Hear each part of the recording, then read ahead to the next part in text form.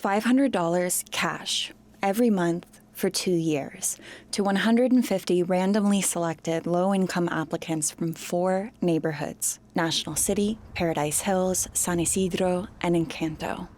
No strings attached. My husband and I were watching the news, and they announced it. That's 53-year-old Gabriela Aguilar, who says she lives in one rented room in San Isidro with her husband, 17-year-old son, and 13-year-old daughter. Her husband figured they'd never be selected, but Aguilar filled out an application along with 3,500 other people. So I'm like, hey, you never know what God has for us. At the time, she says her husband was earning about $2,000 a month driving for Uber. Aguilar didn't work. She didn't want to leave her kids alone and says she was very sick, depressed and having regular panic attacks. She's asthmatic and diabetic too, and says her blood sugar levels were elevated from stress. Their debts, owed for things like rent, food, and the car, had piled up. She says she later started using a food pantry, but didn't know at the time that the service existed. She gets emotional, remembering her children not having enough. There was a time when we didn't have anything to eat, and a sister from church gave us a can of beans, chili beans. We ate that for a week.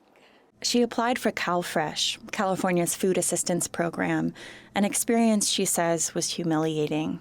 They were on the brink of homelessness when they were told they'd been selected for the Guaranteed Income Pilot Program. Her husband, newly a U.S. resident, thought it was a scam. He's like, no, maybe it's immigration or something, you know? I'm like, no, don't say that. But it was real. They put the money first toward rent. Then they paid off their debts, one by one, freeing up their budget. Aguilar says she started a business, delivering retail goods. It brought in a little extra income. And she did something she says was a first. She took her son to the store to buy new shoes. We couldn't do that before. You got hand-me-downs, and let's see and pray and hopes that it fits you, you know? She says within months, her panic attacks went away and her blood sugar stabilized. She started sleeping at night. Aguilar's experience is similar to other participants in the pilot program and dozens like it across the country. Most recipients spend no strings cash on food, basic retail items like backpacks, shoes, and haircuts, and transportation. Participants report not just their happiness improving, but their relationships too. Kia Pollard, San Diego For Every Child director, says programs like this are scalable. Taxpayers are already spending the money.